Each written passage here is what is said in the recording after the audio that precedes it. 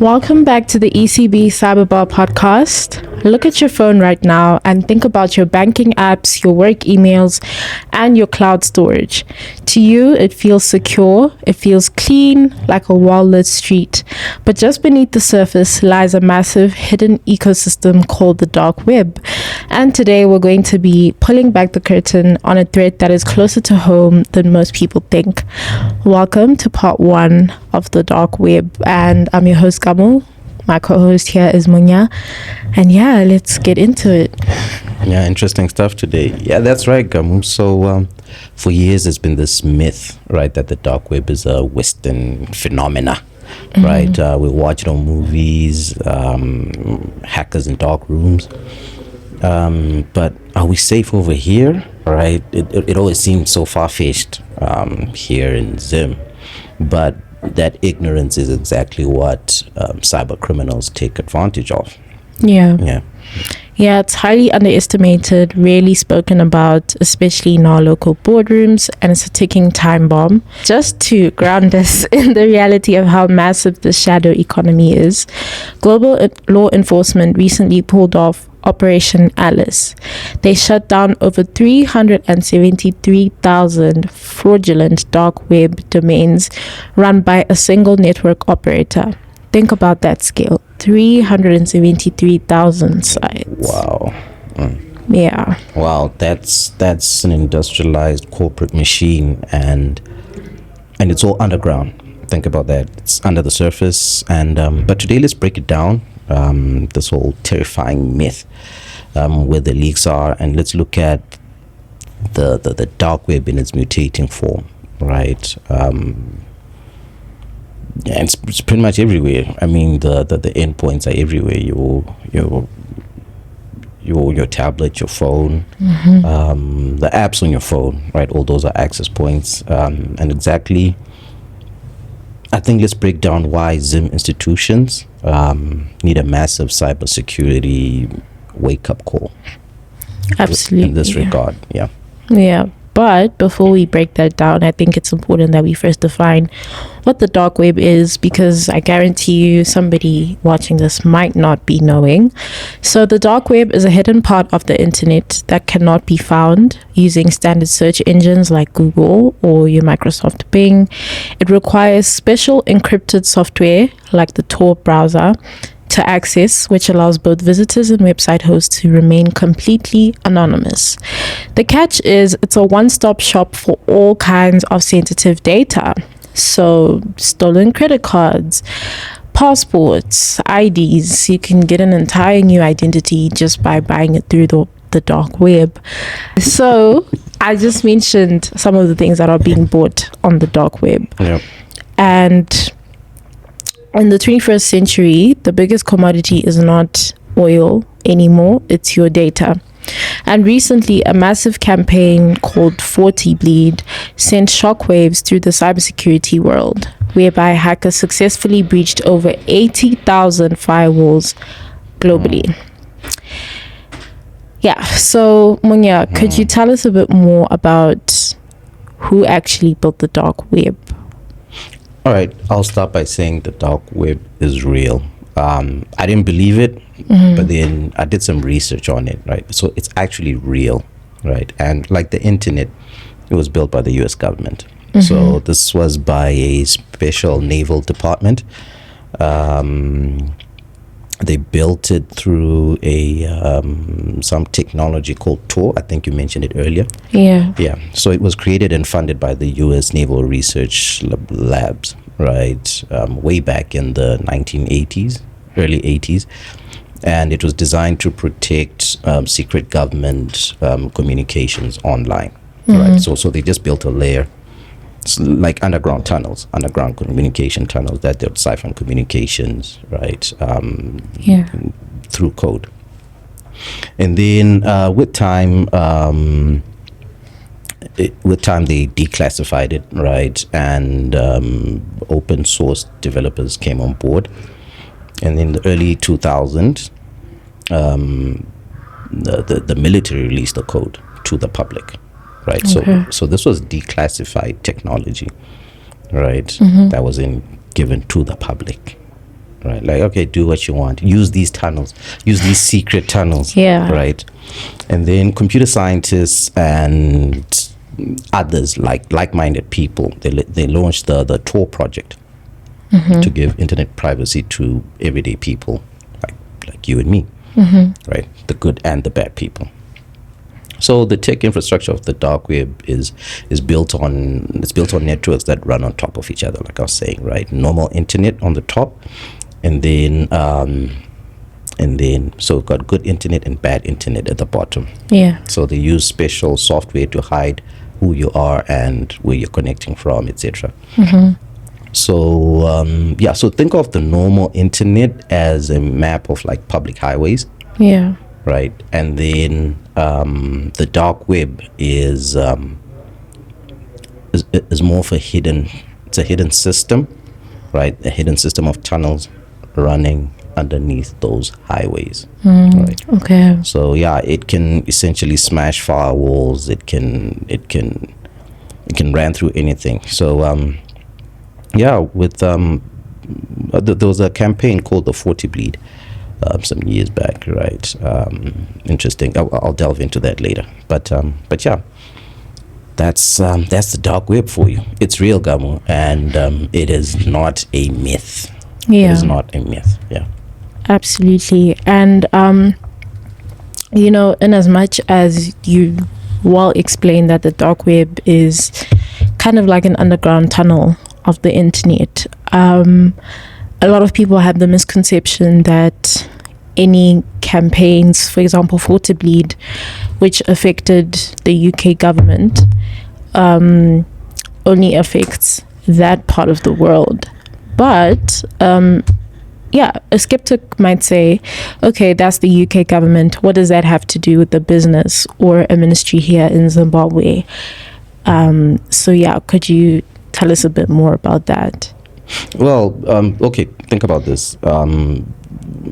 We call these problems far-fetched, right? But all the ERP software that the government uses, right? It's all imported. All the hardware that we use, it's all imported, right? And when these people are doing test rounds, right? Assault simulations on networks, they're hitting those same networks, the same solutions, the same ERP solutions, etc. that we use here in Zim, right? We don't manufacture anything here, right? Yeah.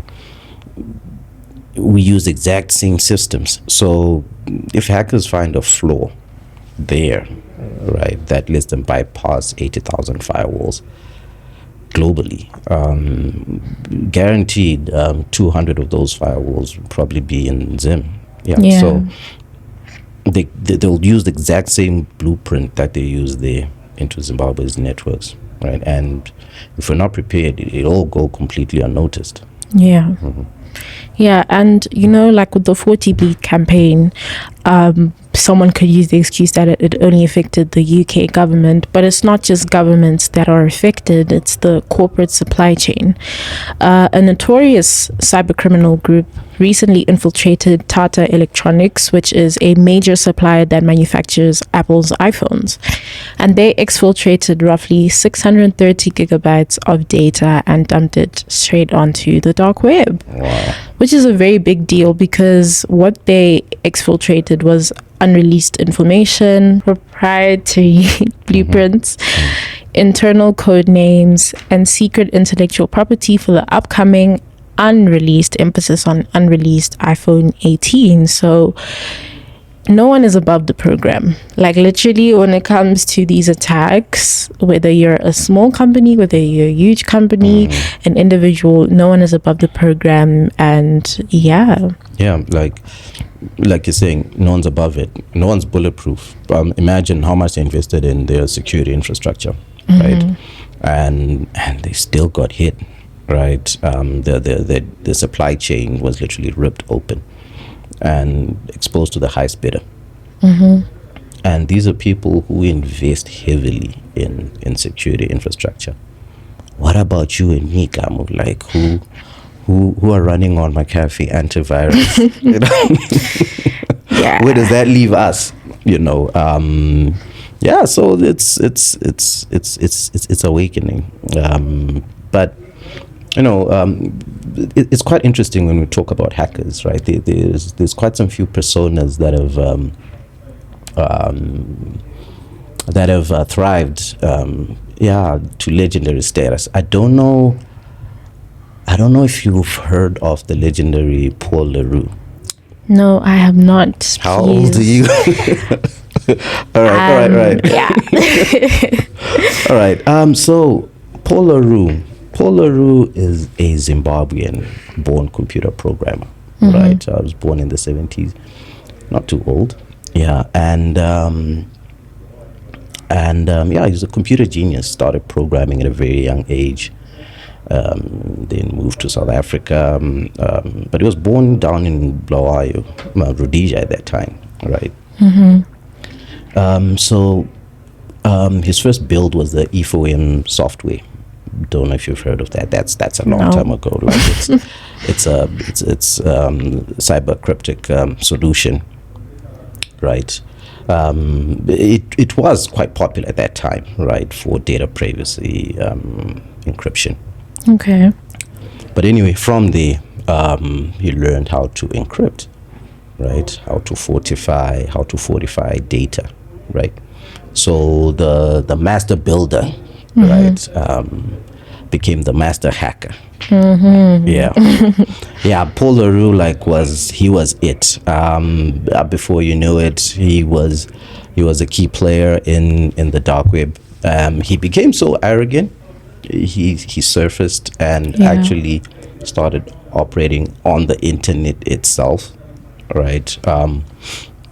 But he was a legend. Okay, he's still alive. He's in jail, right? But it's I don't know if I should say this, right? But he's one of the many greats to come from Zimbabwe, right? Of course, for the wrong things, yes, right. But he's got a very large fan club behind him. Yeah. So it's actually rumored that he's a Bitcoin founder, right? Oh wow. Yeah, so the Bitcoin founder is still like a myth. People don't know his name, so they gave him a fictitious name like Satoshi Nakamoto, right? And people actually believe that Paul LaRue is Satoshi. That is wild. Yeah. And as our listeners are hearing, clearly the first statement was he's Zimbabwean born. So don't think that the dark web is far-fetched. I mean, we have our very own perpetrator of such activity. So it's essential that we wake up, we talk about this more. And now moving on to segment 2 of the episode, we're going to talk about Telegram, the new accessible dark web. So the dark web is evolving because this is where the threat shifts from a distant headline to something sitting right in front of us, which is Telegram. Historically, if you wanted to access the dark web, you needed technical know-how, like he mentioned the Tor browser, and I'm sure there's certain steps that you need to follow to get that kind of access, to find hidden links and sketchy websites. But today, what has changed, Munya? Yeah. So I think you'd actually need to emphasize, right, which Telegram you're talking about, because people are like, okay, what is Telegram? They're like, no way it can be the Telegram on my phone, right? It's actually that Telegram, right? That app that you're running on your phone, right? So access to the dark web was a barrier to entry for most players, right? But now that barrier has been eliminated, right? With crypted platforms like Telegram, right? People are running comms, they're running open source projects, they're sharing that software, they're exchanging data, they're selling data.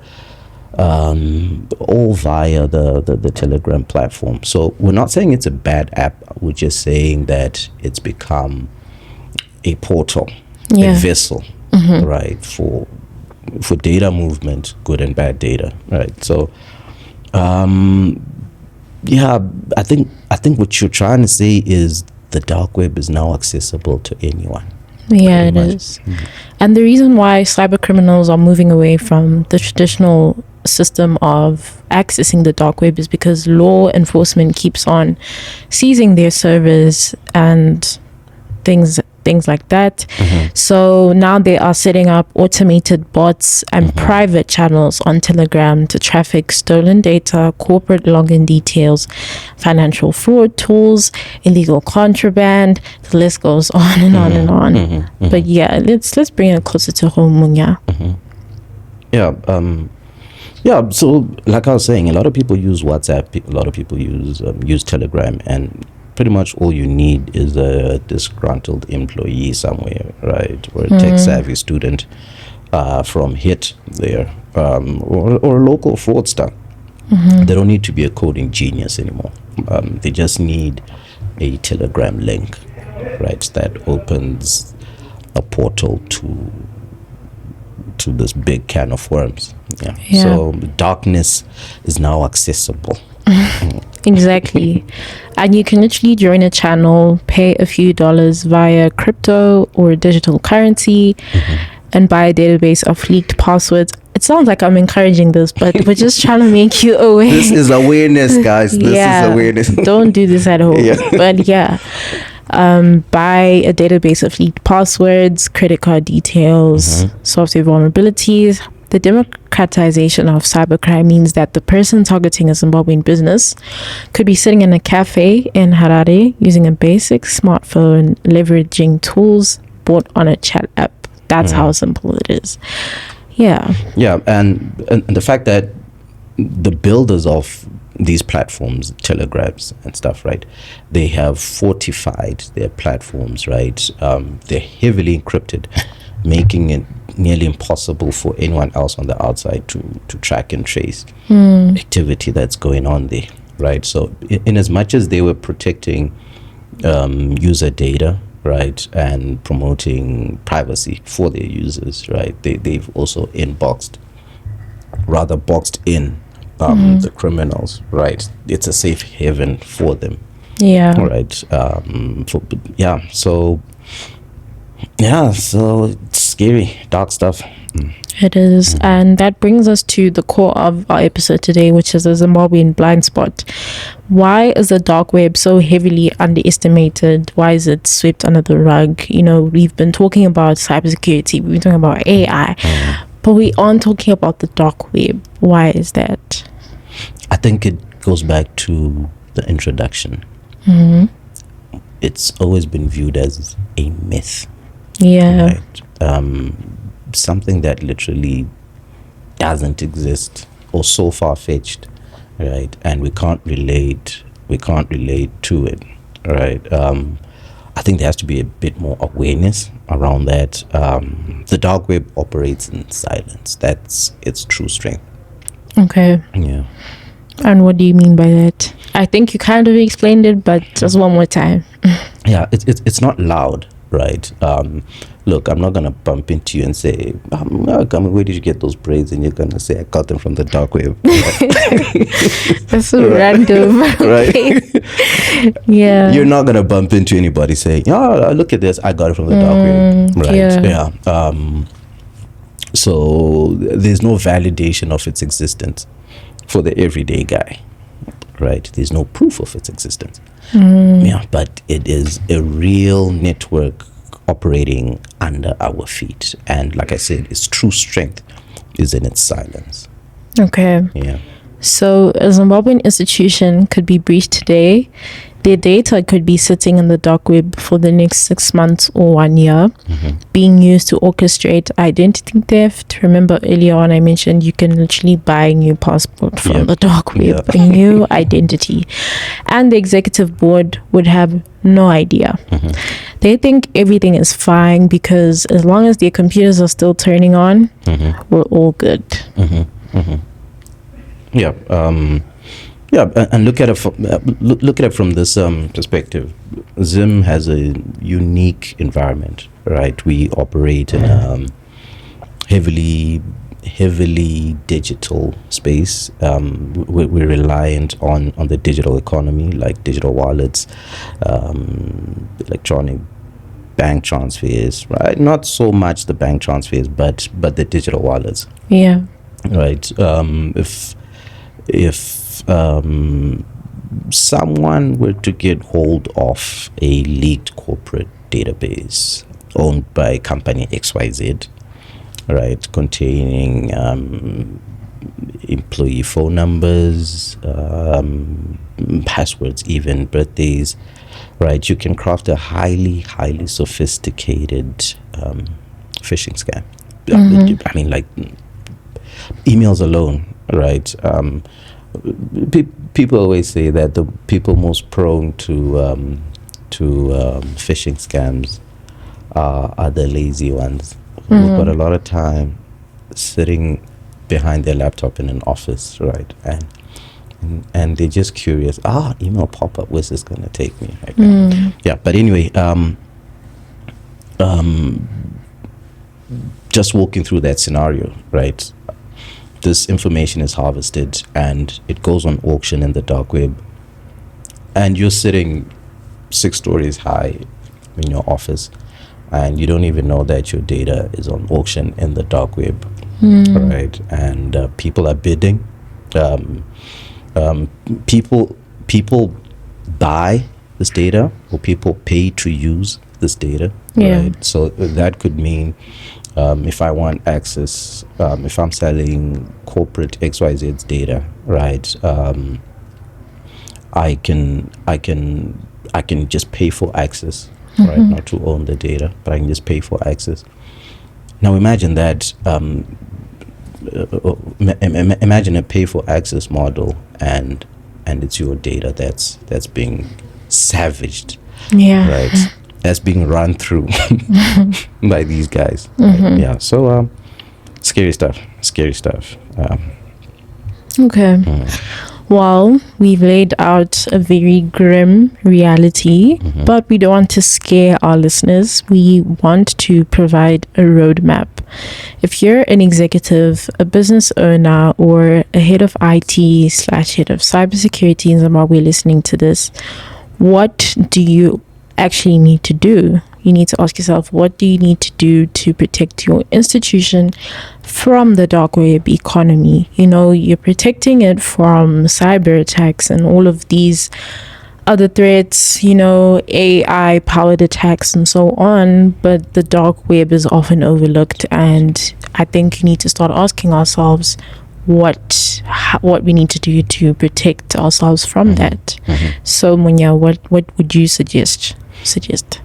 I think one statement, we just need to shift from passive defense to active monitoring, right? You cannot protect what you cannot see, right?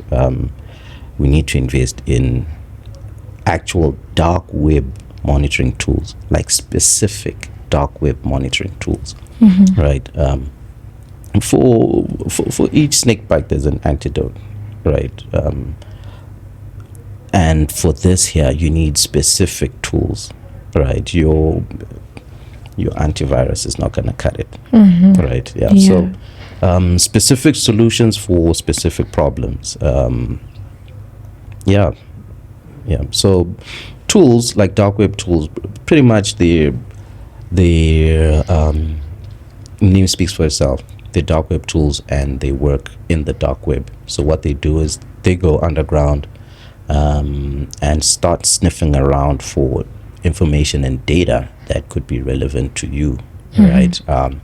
Or sourced from you, right? And then they flag it back to you, like, oh, okay, right? Did you guys know that you're participating in an auction? Like, we're actually selling your data at point X, right? Okay. Yeah. So I think depending on how big you are, how much data you hold, this is a pretty necessary tool. Yeah. Yeah. Okay, so if an employee reuses their work password on a random compromised website and that password ends up on the dark web, those monitoring tools, like what Munya said, can flag it instantly so that the IT team can force a password reset before the hacker uses it to enter the corporate network. So being proactive instead of reactive. Yep. And what would be step number 2? Mandatory multi-factor authentication. Mandatory. This should be mandatory across the board. Like anyone with access to any form of critical, confidential, private data, right, should have mandatory multi-factor authentication, right? If you mentioned the Fortibleed scandal, right? Passwords alone are dead. The AI can crack passwords. We got AI tools that are cracking passwords in a flash, right? Yeah, so you need another layer on top of that, right? And passwords can be sold as well. Yeah. Yeah, we talk. That's how the dark web works, right? So I would put it to mandatory multi-factor authentication. Okay. And finally, we have to address the human element. Continuous security awareness training for staff is very, very essential. Cyber criminals are always looking for the weakest link, and to this day, I always talk about it and emphasize that humans really are the weakest link, because all it takes is for an employee like myself to click a bad link or download a malicious file from a sketchy Telegram group. Like what Munya said, maybe I'm bored and I see an email, I get curious, and before you know it, the company's data is compromised. So we need to build a culture where employees question these things, question these phishing emails, and they become skeptical of unusual digital requests. They're able to identify that unfamiliarity to say, this looks strange, or this request is not for my kind of position. Why am I receiving it? So as we wind up, Munya, what would you like to say to the audience? I like to say that the dark web is not a distant sci-fi concept. It's here. It's real. Just because Gamu hasn't talked about it before doesn't mean it's not real. Right? It's real, and not talking about it won't make it go away. That's true. It just and not talking about it just makes you an easier target. Just to piggyback off of that point that it's real, I had a roommate who had access to the dark web. Really? And it's funny because she studied cybersecurity. So let's take it back to Paul LaRue. He started off as a programmer and he became the master hacker. So this is in college. This is in college, like not too long ago. So don't think it's not near you. It's here, and it's here right now. So wow. I didn't see it, but like she just told me, and I was like, oh, like it's normal. And I was like, girl, what is going on? Do you know what she was buying? I can't remember. I can't remember, but let me not say too much. But it's really time for local institutions to wake up, look at the global trends, and stay updated on what's happening globally, and realize that cybersecurity is not just an IT issue; it's an issue of national and economic survival. So with that, I say, let's break the silence and protect our digital borders. So thank you so much for tuning in to this extended deep dive into the dark web. This is part 1, like I said in the beginning. Stay tuned for part 2. Stay secure, stay resilient, and we'll see you in the next episode. Bye. Thank you. Bye.